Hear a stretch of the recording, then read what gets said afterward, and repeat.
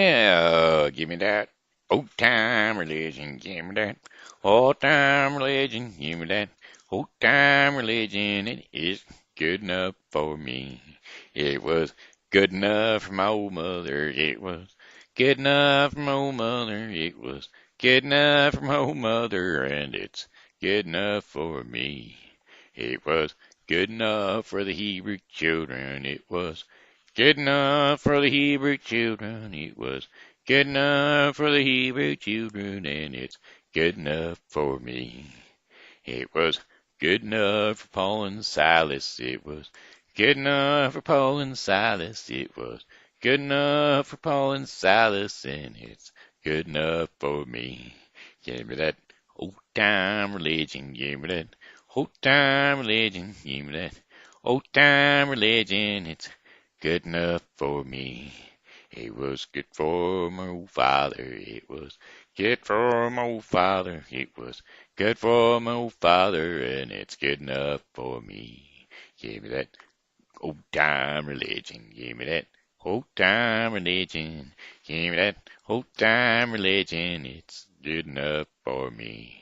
It was good enough for the Hebrew children. It was good enough for the Hebrew children. It was good enough for the Hebrew children, and it's good enough for me. I want that old time religion. I want that old time religion. I want that old time religion. It's good enough for me. Alrighty, hey.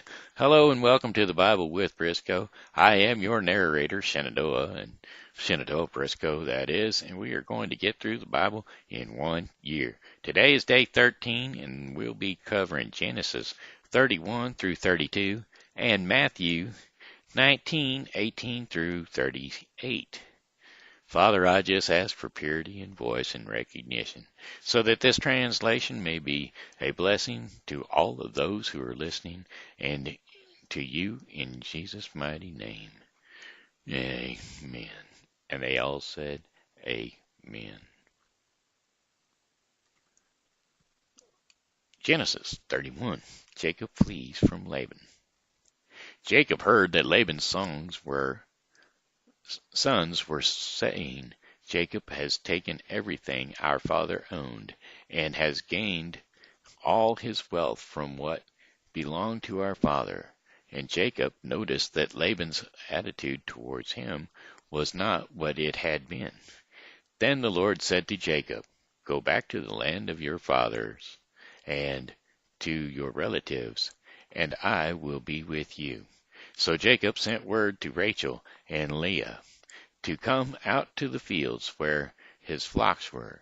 He said to them, I see that your father's attitude towards me is not what it was before, but the God of my father has been with me, and you know that I've worked for your father with all my strength. Yet your father has cheated me by changing my wages 10 times. However, God has not allowed him to harm me. If he said, The speckled one will be your wages, then all the flocks gave birth to speckled young. And if he said, The streaked ones will be your wages, then all the flocks bore streaked young. So God has taken away your father's livestock and has given them to me. In breeding season I once had a dream in which I looked up and saw that the male goats mating with the flocks were streaked, speckled, or spotted. And the angel of God said to me in the dream, Jacob. I answered, Here I am. And he said, Look up and see that all the male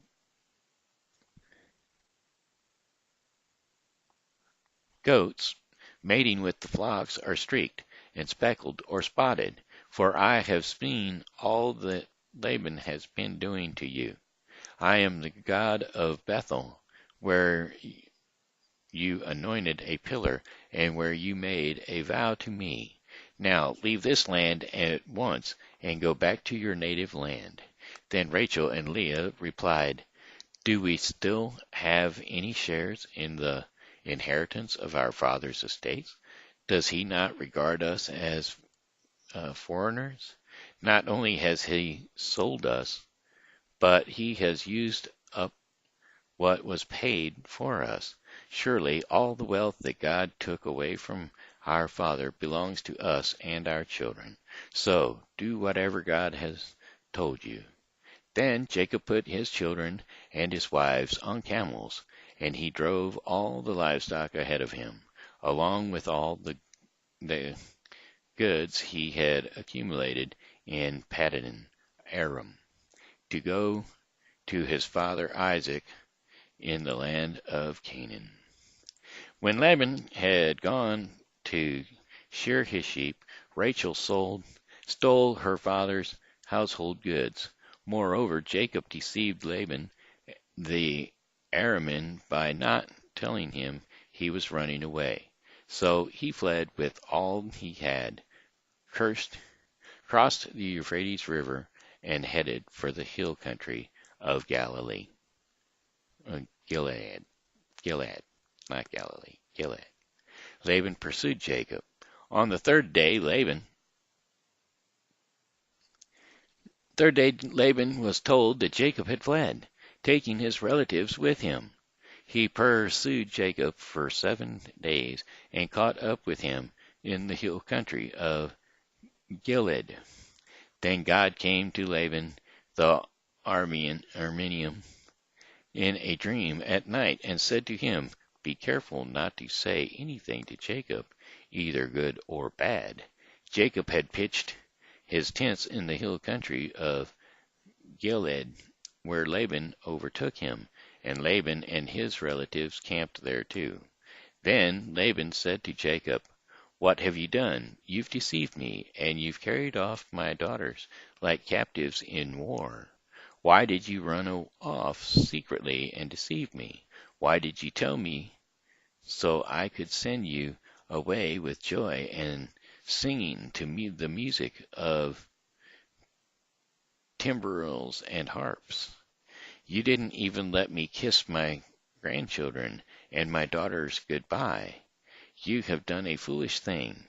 I have the power to harm you, but last night the God of your father said to me, 'Be careful not to say anything to Jacob, either good or bad.' Now you have gone off because you longed to return to your father's household. But why did you steal my goods?" Jacob answered Laban, "I was afraid, because I thought you would take your daughters away from me from me by force. But if you find any one who has your goods, that person shall not live in the presence of our relatives. See for yourself whether there is anything of yours here."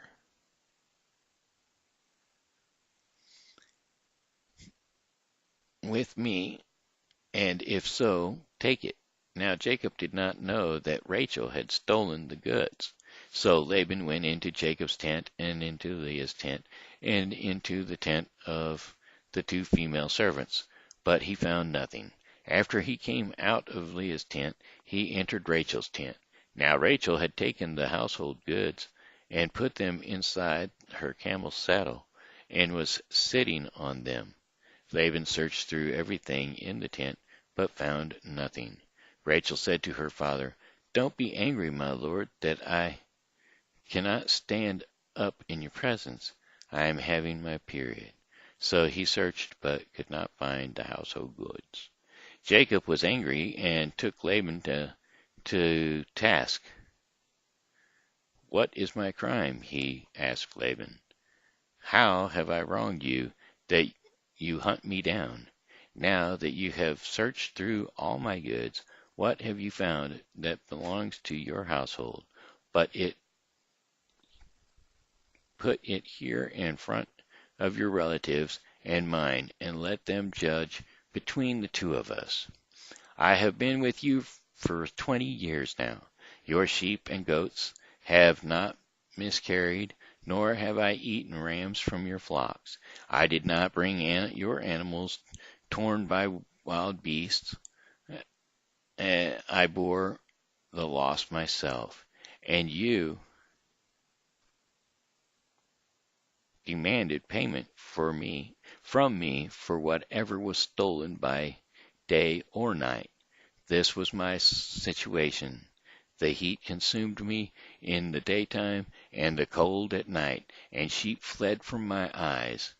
It was like this for the 20 years I was in your household.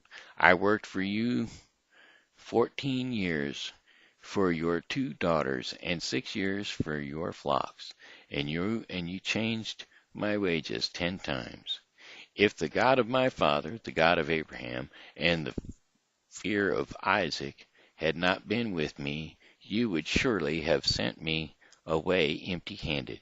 But God has seen my hardship and the toil of my hands, and last night he rebuked you. Laban answered Jacob, the women are my daughters, the children are my children, and the flocks are my flocks. All you see is mine. Yet what can I do today about these daughters of mine, or about the children they have bore?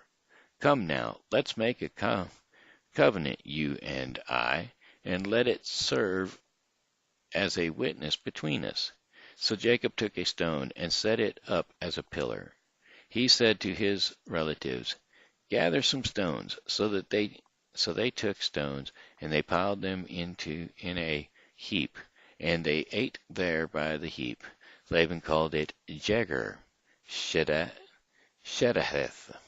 and Jacob called it Galeed. Laban said, this heap is witness between you and me today. That is why it is called Galeed. It was also called Mezheth, because he said, may the Lord keep watch between you and me when we are away from each other.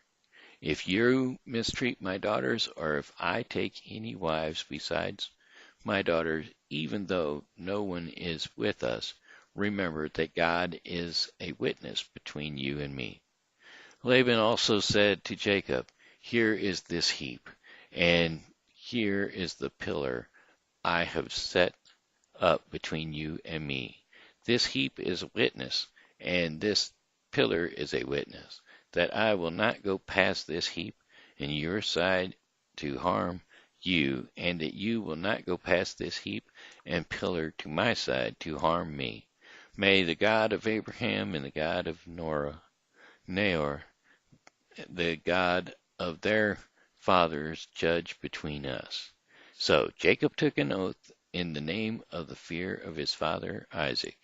He offered a sacrifice there in the hill country, and invited his relatives to a meal. After they had eaten, they spent the night there. Early next morning, Laban kissed his grandchildren and his daughters and blessed them. Then he left and returned home. Jacob prepares to meet Esau.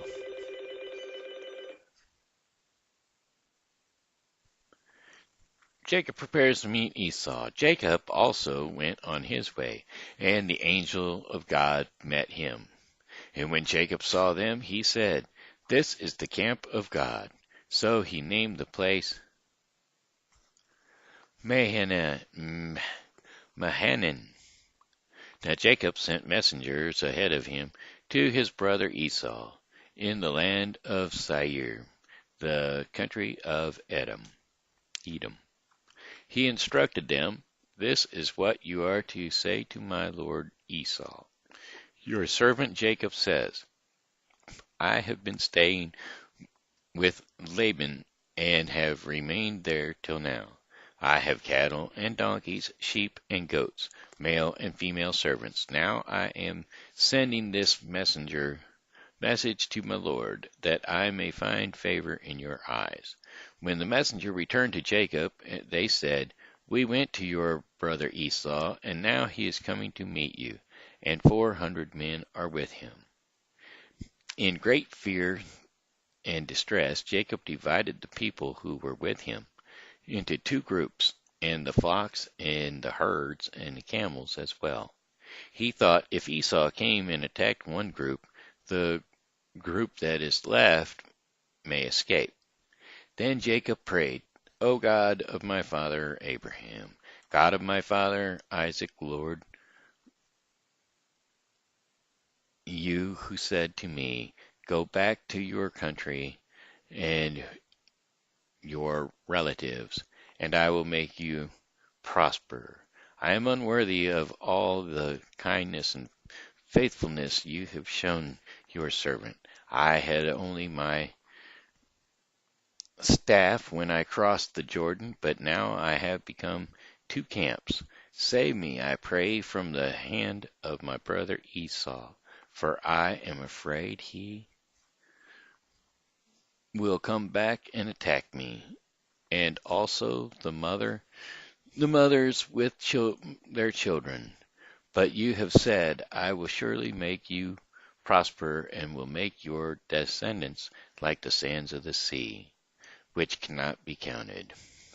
The serpent, he spent the night, the serpent, he spent the night there, and from what he had with him, he selected a gift for his brother Esau, 200 female goats and 20 male goats, 200 ewes and 20 rams, 30 female camels with their young, 40 cows and 10 bulls, and 20 female donkeys and 10 male donkeys.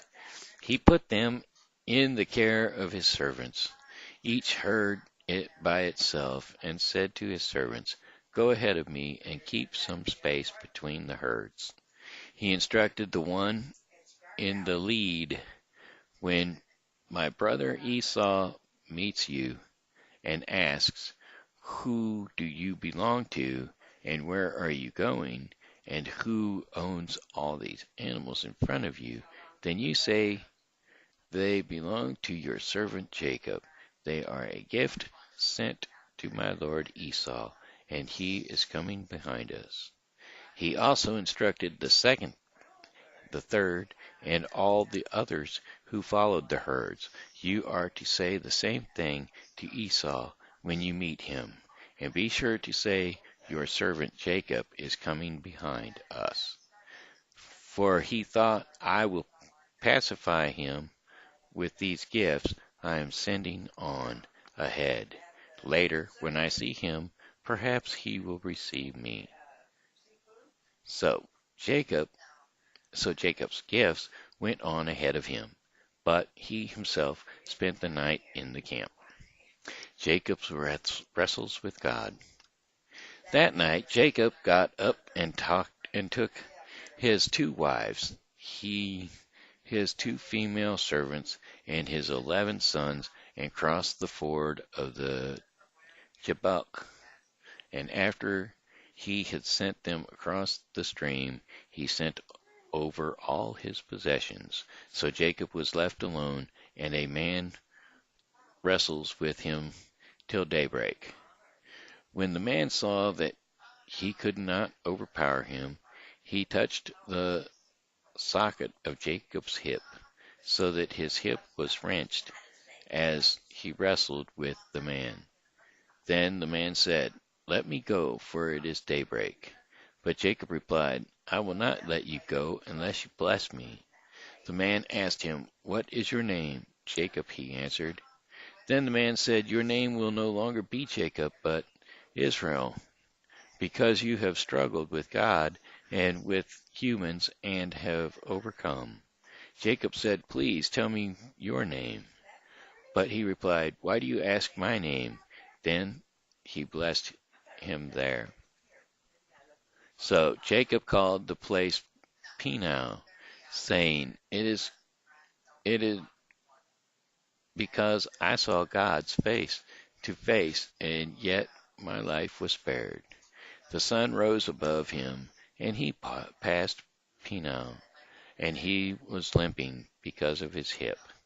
Therefore, to this day, the Israelites do not eat the tendon attached to the socket of the hip, because the socket of Jacob's hip was touched near that tendon. That's the end of Genesis 31 through 32. And now we'll get into Matthew 9:18 through 38. Jesus raises a dead girl and heals a sick woman. Matthew 9:18. While he was saying this, a synagogue leader came and knelt before him and said, "My daughter has just died, but come and put your hand on her, and she will live." Jesus got up and went with him, and so did his disciples. Just then a woman who had been subject to bleeding for 12 years came up behind him and touched the edge of his cloak. She said to herself, "If only I touch his cloak, I will be healed." Jesus turned and saw her. "Take heart, daughter," he said, "your faith has healed you." And the woman was healed that moment. When Jesus entered the synagogue, later entered the synagogue leader's house and saw the noisy crowd of people playing pipes, he said, "Go away, the girl is not dead, but asleep."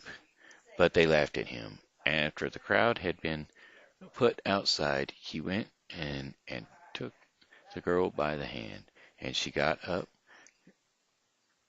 and news of this spread throughout the region. Jesus heals the blind and the mute. As Jesus went on from there, two blind men followed him, calling out, "Have mercy on us, Son of David."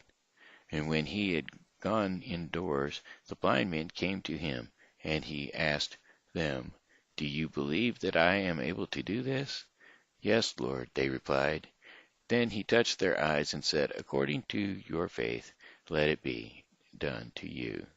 And their sight was restored. Jesus warned them sternly, "See that no one knows about this." But they went out and spread the news about him all over that region. While they were going out, a man who was demon possessed and could not talk was brought to Jesus, and then the demon was driven out of the man who had been mute, spoke, and the crowd was amazed, and said, "Nothing like this has ever been seen in Israel." But the Pharisees said, "It is by the prince of demons that he drives out demons.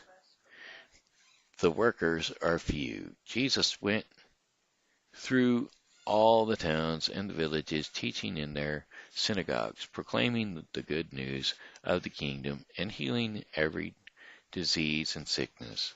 And when he saw the crowds, he had compassion on them, because they were harassed and helpless, like sheep without a shepherd. Then he said to his disciples, "The harvest is plentiful, but the workers are few." Plentiful. Sorry about that. The harvest is plentiful, but the workers are few. Ask the Lord of the harvest, therefore, to send out workers into his harvest field. And there you have it. That there was Matthew 9:18 through 38. And that brings us to the end of the Bible with Briscoe for the day. Tomorrow we will be covering Genesis 33 through 35 and Matthew 10:1 through 20. May it be a blessing to you in Jesus' mighty name. Amen. And they all said, Amen. Hopefully this has been a blessing to you because, well, it's been a blessing to me to bring it to you. So I will sign off for tonight and say, have a very blessed day in Jesus' mighty name. Amen.